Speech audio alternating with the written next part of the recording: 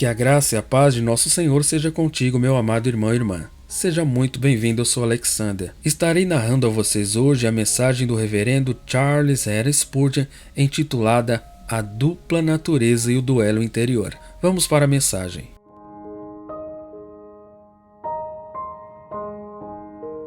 Romanos 7:23. Mas vejo nos meus membros outra lei que batalha contra a lei do meu entendimento e me prende debaixo da lei do pecado que está nos meus membros. Pergunto-me se há alguém que entenda a si mesmo, mesmo que eu esteja completamente seguro que nenhum cristão pode fazê-lo. Em mais de um sentido, grande é o mistério da piedade. O crente é um grande enigma para os que o observam. Ele não é julgado por ninguém.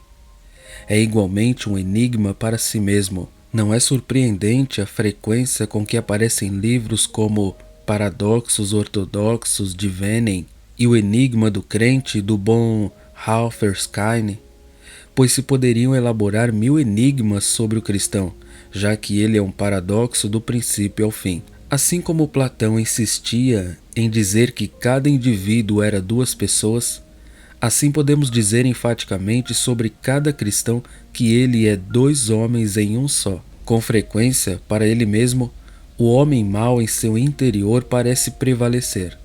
Mas apesar disso, pela graça de Deus não pode conseguir isso jamais, pois a vitória definitiva pertence à nova vida espiritual do cristão. Em cada cristão se adverte o que foi visto na Sulamita em Cantares, algo como a reunião dos acampamentos. O cristão nem sempre sabe disso quando começa sua nova vida. Quando começa, sabe que é um pecador e que Jesus é o seu Salvador. Mas conforme ele avança, descobre que é mais pecador do que pensava. Muitas surpresas o aguardam e algumas outras coisas que, se não estivesse preparado para elas, deixá-lo-iam pasmo como se algo estranho estivesse lhe acontecendo. Pode ser que meu discurso sobre esse tema possa evitar que algum novo convertido se veja surpreendido por conflitos inesperados. E talvez isso o ajude a resolver esta pergunta que surgirá em sua mente. Seria possível que isso acontecesse comigo se eu fosse um filho de Deus? Nosso primeiro tópico será: existem dois princípios em todos os crentes. O apóstolo fala da lei de sua mente e logo de outra lei em seus membros que se rebela contra a lei da sua mente. O convertido é um novo homem em Cristo Jesus, mas a velha natureza segue estando no seu interior. Em ordem cronológica, a primeira vida de um cristão é a natureza do velho Adão. Ela está ali desde o princípio, nasce da carne com a carne e segue em nós depois que nascemos do Espírito, pois o segundo nascimento não destrói em nós os produtos do primeiro nascimento. A regeneração enxerta em nós um novo e mais elevado princípio que há de destruir finalmente a natureza pecaminosa. Mas o velho princípio ainda permanece e se esforça para manter seu poder. Alguns supõem que a mente carnal será melhorada, que será gradualmente amansada e santificada, mas ela é inimiga de Deus e não está reconciliada com Deus. E na verdade, é impossível que isso aconteça. A velha natureza é da terra, terrena, e tem que ser crucificada com Cristo e sepultada com Ele, já que é, em suma, muito má para que possa ser medicada. Essa velha natureza vive em nossos membros, quer dizer, o corpo é seu ninho, e trabalha por meio do corpo.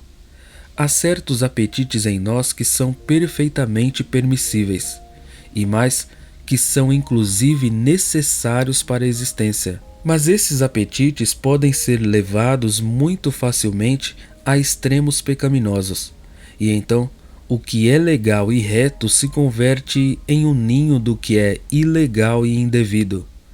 É algo louvável que um homem busque prover para seu próprio lar. No entanto, quantos crimes e quanta cobiça entram no mundo por culpa de uma indulgência desordenada por esse desejo? Um indivíduo pode comer e beber, e contudo, é por meio desses apetites que muitos pecados são iniciados. Quando se encontra em sua condição correta, O homem coloca um freio na boca de seus desejos e o sujeita como se estivesse como um cabresto. Sua natureza superior governa seus apetites corporais, mas não sem um grande esforço, pois desde a queda de Adão, a máquina trabalha sempre irregularmente e não é controlada apropriadamente pelo que deveria ser sua força governante. Tenho-me inteirado de alguns que professam sonhar com que o pecado esteja completamente destruído dentro deles, e que já não tenham mais tendências perversas nem desejos maus. Não vou contradizer sua crença. Se for assim, parabéns a eles, e digo que desejaria grandemente que acontecesse o mesmo comigo. No entanto, tenho certa experiência com essa gente perfeita, e geralmente me parecem as pessoas mais desagradáveis, vaidosas e insensíveis do mundo, e algumas delas têm se tornado hipócritas tão detestáveis que por fim me dá medo gente que não tenha nenhuma imperfeição. Assim que tão prontamente me dou conta de que um irmão declara que viveu sem pecado durante longos meses, pergunto-me se seu vício secreto é a concupiscência, ou o roubo, ou a bebida, mas estou seguro de que, em uma ou outra parte, existe um furo no barco. O pecado que mora na carne será debilitado na medida em que se fortalece o santo princípio do qual devo falar. E não deve ser tolerado ou isento em nenhum momento, mas devemos lutar contra ele e vencê-lo. E finalmente haverá de ser destruído em nós, por completo. No entanto, ele está ali, e o jovem cristão não deve ficar perplexo ao encontrá-lo ali. Quando nascemos de novo, chega à nossa alma a semente viva e incorruptível da palavra de Deus que vive e permanece para sempre. Assemelha-se à natureza divina e não pode pecar porque é nascida de Deus. Não tem nenhuma tendência a pecar e todos os seus apetites estão orientados ao céu e a Cristo. Nunca se rebaixa da sua elevada posição. Sempre está aspirando ao céu. Tem uma inimizade mortal com a velha natureza, a quem irá destruir, mas, como já disse antes, tem uma tarefa a cumprir, e é uma tarefa que, ainda com o auxílio da força divina, não será cumprida de imediato. É uma guerra que, quando parece concluída, tem que ser retomada com frequência, já que depois de largas e vitoriosas campanhas, o inimigo derrotado volta ao campo de batalha. Quisera eu agora que cada cristão tivesse a certeza de que tem dentro de si este segundo princípio. Pode ser débil, pode estar lutando para existir, mas ali está, meu irmão. Se você já creu em Jesus, você tem uma vida que odeia o pecado e que o conduz ao arrependimento quando cai nele. Essa é a vida que clama Abba Pai quantas vezes pensa em Deus. É a vida que aspira à santidade e que se deleita na lei de Deus. Este é o princípio nascido de novo que não lhe permitirá estar em paz se acaso cair em pecado, que não encontra descanso, exceto quando recostado sobre o peito desse Deus de quem veio. Estes são dois princípios que constituem o homem dual: a carne e o espírito, a lei da mente e a lei do pecado, o corpo de morte e o espírito de vida. Notamos, em segundo lugar, que a existência destes dois princípios em um cristão o obriga a um conflito, tal como diz o texto: outra lei em meus membros que se rebela contra a lei da minha mente. Em nós, o leão não se deitará com a ovelha, o fogo não estará de bem com a água, a morte não conversará com a vida, nem Cristo com Belial. A vida dupla provoca um duelo cotidiano. Não estou seguro de que todos os jovens cristãos sintam a princípio o conflito entre a nova e a velha natureza. A vida cristã pode ser dividida com frequência em 3 etapas. O primeiro período é o do consolo, em que o novo cristão se reconcilia com o Senhor, e seu principal ofício é cantar e anunciar o que Deus fez por ele. Quanto mais se experimentar disso, melhor. Depois, muito de repente, vem a etapa do conflito. Em vez de sermos filhos dentro do lar, transformamo-nos em homens e, portanto, devemos ir para a guerra. Debaixo da antiga lei, Quando um homem tomava para si uma esposa ou edificava uma nova casa, estava livre de combater por um tempo, mas quando esse tempo acabava, devia tomar seu lugar nas filas de combatentes. O mesmo acontece com o Filho de Deus. Ele pode descansar por um tempo, mas está destinado para a guerra. O período conflituoso se segue e, especialmente na velhice, há uma terceira etapa que poderíamos chamar de contemplação, em que o crente passa a meditar na bondade do Senhor para com ele e em todas as coisas boas que lhe estão reservadas. Esta é a terra de Beolá, que John Bunyan descreve como localizada nas margens do rio e tão próxima à cidade celestial que se pode ouvir a música do céu do outro lado da torrente. E quando o vento sopra desse ponto, podem-se sentir os doces perfumes dos jardins dos bem-aventurados. Esta é uma etapa que não devemos esperar nesse momento. Meu jovem amigo, na medida em que você seja débil e tenro no começo, pode ser que agrade ao Senhor protegê-lo das muitas tentações e das rebeliões da sua carne. Mas as probabilidades são que, antes que passe muito tempo, você largue a sua harpa e tome sua espada, e a alegria do seu espírito dará lugar à agonia do conflito. O pecado está em você, alojado em lugares secretos, ainda que não haja saltado sobre você como um leão sobre sua presa. Talvez você tenha pensado: vou me sair melhor do que aqueles que vieram antes de mim. Eu vou resplandecer como um santo brilhante. Não seja louvado o que levanta as armas como o que as abaixa. Lutas o esperam, e o vejo sobre elas, de maneira que quando passar do estado de contentamento para o estado de conflito possa confessar: antes que isso acontecesse, fui avisado disso, e portanto estou preparado. A razão da luta é esta: a nova natureza entra em nosso coração para governá-lo, mas a mente carnal não está disposta a abrir mão do seu poder. Um novo trono é instaurado no coração, e o velho monarca, destronado, deposto e obrigado a assentar-se em algum canto, diz: não vou tolerar isso. Por que haveria de ser? Eu, que uma vez fui rei deste homem, fui deposto e obrigado a me esconder como se fosse um estranho. Vou recuperar o trono. Vocês sabem que o mestre Bunyan, em sua Guerra Santa, que é uma alegoria admirável, descreve de que a cidade de alma humana é arrebatada de Diabolo. Porém, depois que a cidade foi tomada, nos cantos e becos dessa cidade se escondiam como uma armadilha certos súditos do Diabolo que sempre estavam tramando e planejando para ver como poderiam recuperar a cidade, seja abrindo as portas na noite para deixar entrar seu antigo rei, ou espalhando descontentamento entre os habitantes. Essa é a razão para a eterna contenda no interior de nossas almas.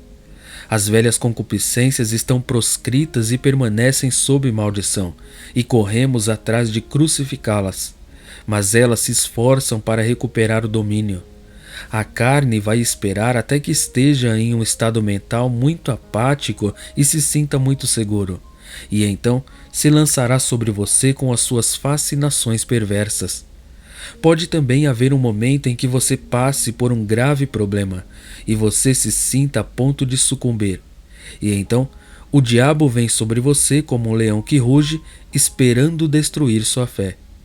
Ele sabe como programar a tentação, e a carne sabe como levantar-se em rebelião quando estamos descuidados e quando as circunstâncias que nos rodeiam conduzem ao pecado. Não podemos vigiar demais, pois a carne se rebelará em um momento inesperado. Podemos derrubá-la e pensar que conseguimos vencê-la, mas ela libera suas mãos, rompe suas cadeias e dispara uma flecha em nosso coração. Você dizia: nunca irei irar-me, e enquanto se alegrava pela doçura do seu caráter, foi provocado rapidamente por alguém e a sua ira o incendiou imediatamente. Não, disse, já não serei mais impaciente. E contudo, poucos instantes depois, você estava tão cheio de murmuração como sempre esteve na vida. Enquanto a carne não descansar na cova, o pecado não estará morto. E permita-me advertir-lhes que a carne poderá ser mais danosa do que nunca quando parecer que não está fazendo dano nenhum em absoluto. Durante a guerra, os soldados e os mineiros que trabalham nas partes subterrâneas de uma cidade e os que estão em seu interior dizem: o inimigo está muito tranquilo. Não ouvimos nenhum rugido de canhão e não vemos nenhuma captura de habitantes de Malakoff. O que o inimigo pretende? Eles conhecem seu ofício suficientemente bem e estão colocando suas minas para dar golpes inesperados. Por isso, um velho teólogo costumava dizer que ele não tinha tanto medo de algum diabo como de nenhum diabo. Quer dizer, quando Satanás não tenta, dizer isso é a pior tentação. Deixar alguém em paz tende a produzir uma putrefação seca na alma. Sobre seu sedimento repousou, e não foi derramado de vaso em vaso, disse o profeta na antiguidade. E isso o disse com respeito a alguém que estava sob o furor divino. O estancamento é uma das piores coisas que poderia acontecer conosco. E então acontece que não estamos seguros nunca. Assim, queridos amigos, tenho-lhes mostrado que há um conflito no interior. E permitam-me felicitá-los se é que há um conflito. Os ímpios não conhecem essa guerra interna. Eles pecam e amam pecar. Mas a graça de Deus está presente aí onde há um conflito espiritual. Nós efetivamente pecamos, mas odiamos o pecado. Caímos em pecado, mas o odiamos e lutamos contra ele, e todo verdadeiro filho de Deus pode dizer honestamente que não há nada neste mundo que tema tanto como entristecer a seu Deus. Se estivesse morto no pecado, não teria nenhum problema a respeito. Mas essas pontadas internas de remorso, essas profundas emoções, esses amargos suspiros e clamores, esse grito de miserável homem que sou, quem me livrará do corpo desta morte? Todas essas coisas falam de uma vida espiritual. Se bem conheço sua aflição, o parabenizo por senti-la, pois isso é um dos sinais que indicam um filho de Deus. Não esqueça de que nos homens regenerados há duas forças que se opõem e que o obrigam a uma guerra vitalícia. Em terceiro lugar, temos que notar agora que essa guerra nos leva algumas vezes ao cativeiro. Observem, vejo outra lei em meus membros que se rebela contra a lei de minha mente e que me leva cativo à lei do pecado que está em meus membros. O que dizer disso? Alguém dirá. Quer dizer que, se um filho de Deus peca, isso será um cativeiro para tal pessoa. O pecador pode encontrar prazer no pecado, mas você não, se é que você é um filho de Deus. Se você caísse em pecado, seria como um escravo, encarcerado em um calabouço horrível. Mas, acaso a velha natureza sujeita os cristãos a um cativeiro? Sim, da seguinte maneira. Primeiro, um cristão já se sente cativo só pelo fato da velha natureza se levantar em seu interior. Permita-me explicar. Suponha que a velha natureza lhe sugira algum pecado. Você odeia o pecado e o aborrece, e se deprecia por estar exposto a ser tentado dessa maneira. O simples feito de que tal pensamento tenha passado pela sua mente é um vislumbre para o seu espírito puro. Não cai no pecado, sacode a serpente, porém, sente sobre sua alma sua viscosa substância. Não sabe que o que é ter um impulso muito violento até um mal cujo simples pensamento é detestável para você? Sua mente regenerada exclama: como, pois, eu realizaria este grande mal e pecaria contra Deus? Mas ainda assim a carne diz: faça-o, faça-o, faça-o, e retrata sua doçura e seu prazer. Com toda a sua alma, você enfrenta a tentação. Um suor frio brota na sua testa diante do simples pensamento de cair em uma transgressão tão imunda e clama a Deus em oração. Mas, contudo, o cativeiro da sua alma é grande enquanto dura a prova e até mesmo por causa de sua simples lembrança. Você diz: temo ter flertado com a tentação. A isca não teria sido tão atrativa para mim se não tivesse algum consentimento de minha alma quanto a ela. Também você acusa o seu coração de loucura, dizendo: se bem que não cometi esse pecado, tive um desejo para ele. Ainda que outros não pudessem o condenar, e na verdade deveriam honrar sua abnegação, contudo você se condena por qualquer grau de inclinação em direção equivocada e sente que a tentação o levou imediatamente ao cativeiro.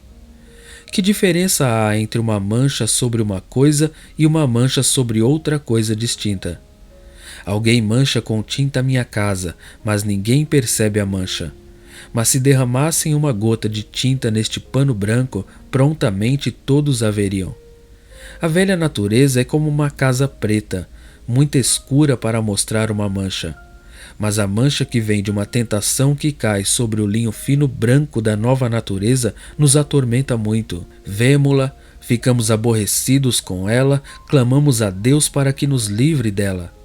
O simples trânsito da tentação através de uma alma regenerada a leva ao cativeiro. Um dia, estando em Roma, fiquei olhando uma grande fotografia muito bem tirada de uma rua e de um templo antigo. Nunca havia visto uma fotografia tão excelente, mas notei que por todo o centro da fotografia havia um rastro de uma mula e de uma carroça. O artista fez tudo o que pôde para tapar isso, mas ali estava o fantasma da carroça e da mula por todo o centro do quadro. Não digo que isso tenha arruinado a fotografia, mas certamente não ajudava para que ficasse mais bonita. Igualmente, muitas vezes, quando nosso coração está mais limpo e mostra melhor a imagem de Deus, por todo o espaço do lindo quadro aparece o rastro de uma tentação, e nos afligimos. Um observador novato em matéria de arte poderia deixar de advertir a marca sobre a fotografia, mas um artista cuidadoso, com um elevado ideal, sofre ao ver sua obra desfigurada dessa maneira. O mesmo acontece com as manchas morais. O que o homem comum opina que é uma trivialidade, na verdade é uma grande aflição para o Filho de Deus de coração limpo, razão pela qual ele é levado ao cativeiro. Às vezes, o cativeiro de um cristão consiste na perda da sua alegria devido à rebelião da carne. Digo algo que estou seguro que muitos dos filhos de Deus que estão presentes conhecem. Vocês estão regozijando no Senhor e triunfam em seu nome. Mas pouco a pouco alguma corrupção luta para alcançar o domínio. Não se levantará, você diz. Você a derruba, mas ela se esforça e você também se esforça.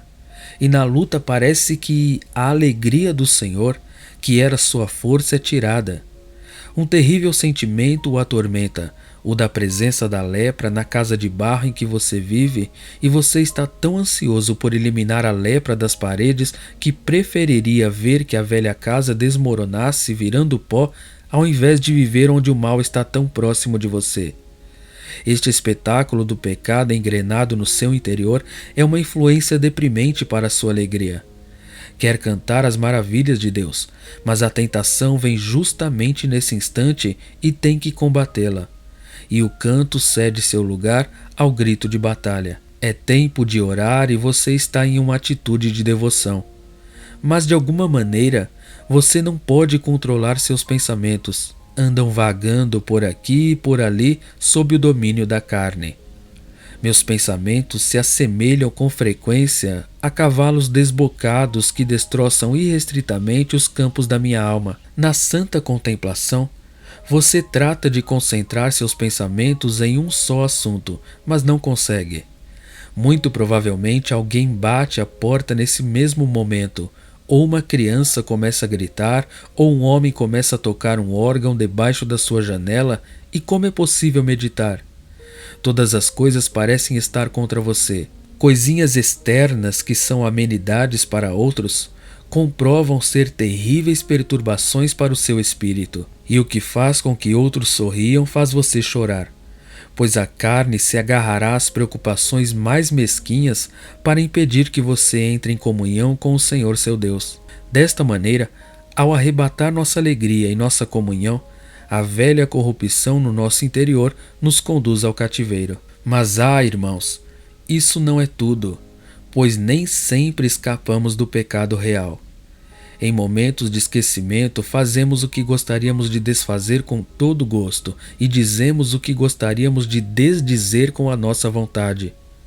O espírito está disposto a ser perfeito, mas a carne é débil, e então a consequência para um filho de Deus é que se sente cativo.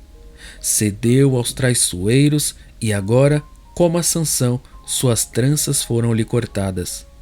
Sai para liberar-se como fazia antes, mas os filisteus estão sobre ele. Seu Deus não está com ele e seria algo feliz se não perdesse seus olhos e não chegasse a moer no moinho como um escravo.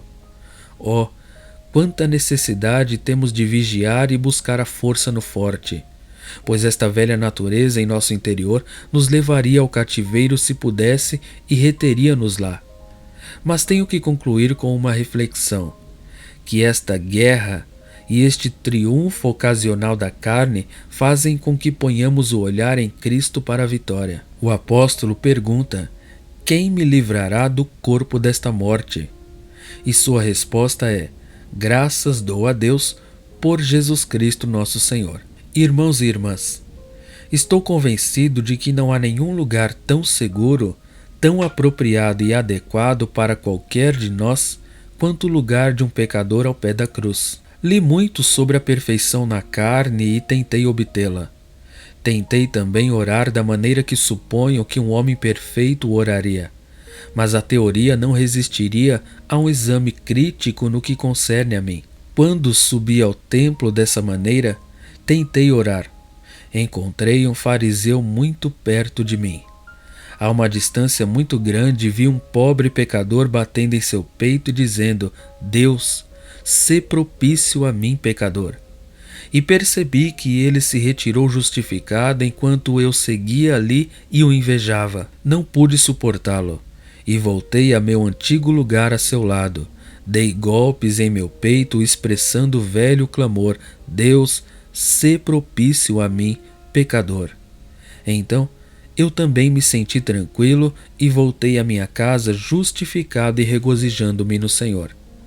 Amados, sempre que há um debate entre o diabo e eu, com respeito se sou um filho de Deus, tenho renunciado a buscar evidências em meu próprio favor ou a recorrer à minha experiência para demonstrar que eu estou em um estado de graça, pois esse astuto e velho advogado sabe mais de minhas debilidades do que eu, e muito pronto me pode superar com seus argumentos.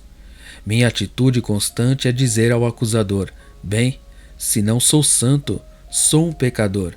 E Jesus veio ao mundo para salvar os pecadores, portanto vou a Cristo e vou olhar para ele novamente. O diabo mesmo não pode responder a isso. Vocês que são os de maior idade na vida divina, e falo a alguns que têm conhecido ao Senhor durante os últimos 50 anos, estou seguro de que encontram momentos em que nenhuma marca, evidência ou experiência vale um centavo para vocês como fonte de consolo.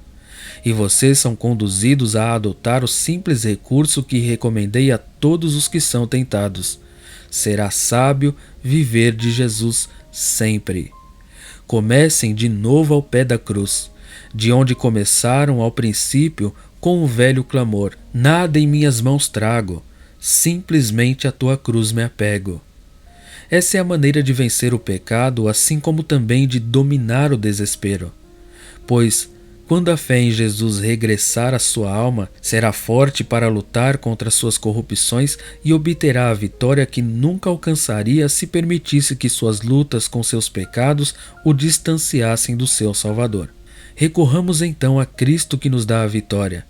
E enquanto mais vivemos, mais temos de louvar a Cristo. Vocês, novos na fé, não sabem ainda quão valioso o Salvador encontraram.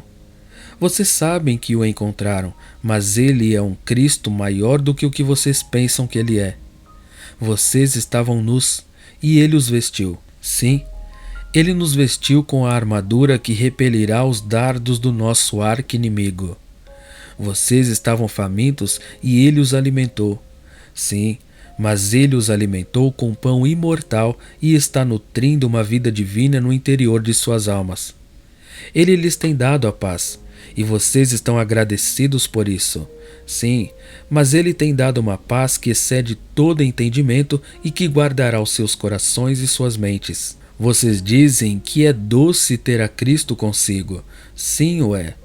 Mas quão doce será tê-lo consigo quando passar pelo fogo e não se queime, quando passar pelas águas e essas não o afogarem, quando entrar no combate final e você não tiver medo. Ó amados, podemos descobrir mais de nossas carências, e seguramente o faremos. Mas vamos descobrir mais da plenitude de Cristo, que nos basta. A tormenta voltará ainda mais terrível, mas o poder do timão para governar essa tormenta só se fará mais patente. O barco pode mover-se de um lado para o outro até que toda a madeira esteja a ponto de romper e partir o barco em dois, mas Ele o preservará. Ele o governa, ainda que o barco cambaleie mais. As tormentas são o triunfo da sua arte. Ele levará a sua gente de maneira segura através do vociferante deserto e da terra seca. Não tenham medo, vocês que começaram a peregrinação divina, pois sua coluna de fogo os acompanhará. É certo que há dragões, mas com a espada do Espírito ferirão ao dragão assim como ele foi ferido no Mar Vermelho na antiguidade. Haverão de lutar com a morte, mas Cristo morreu e vocês sairão vitoriosos sobre o túmulo. Esperem o conflito. Não se surpreendam quando ele chegar, mas com a mesma confiança, esperem a vitória e anunciem-na antecipadamente. Tão certamente como o Senhor os chamou a essa guerra celestial, Ele os sustentará durante ela. Vocês cantarão do outro lado do Jordão para aqueles que os amou e os lavou de seus pecados em seu sangue. Cantarão os louvores a Deus e do Cordeiro no porto seguro dos bem-aventurados, na terra de lá, na habitação dos santos, onde descansam os cansados. Quisera Deus que este sermão tivesse alguma relação com todos aqueles que o ouvirem ou o lerem, mas temo que não seja assim. Que Deus os conceda que não fiquem tranquilos no pecado, pois estar em paz com o pecado é dormir a caminho do inferno. Que Deus os desperte, para que possam acudir apressadamente para Cristo em busca de misericórdia nesse mesmo instante, e haverá gozo em sua presença. Amém. Que Deus te abençoe grandiosamente. Só quero te pedir um favor. Não se esqueça de se inscrever aqui no canal se você ainda não é inscrito. E se inscrevendo, não se esqueça de ativar o sino de notificação para não perder nenhum vídeo novo, pois todos os dias temos vídeos novos aqui na plataforma. Também peço que você curta o vídeo, que você deixe aquele gostei para que o YouTube possa recomendar para mais pessoas. Dessa forma você estará me ajudando e fazendo parte do crescimento desta obra, além de estar demonstrando valor ao meu trabalho. Também deixe o seu comentário, é muito importante, assim saberei se você está sendo abençoado por este trabalho e incentivado a continuar. E sendo você abençoado, compartilhe com o seu próximo nas suas redes sociais para que as pessoas também sejam abençoadas por este trabalho. Sem mais, fico por aqui, Deus em Cristo te abençoe copiosamente, um forte abraço e até o próximo vídeo.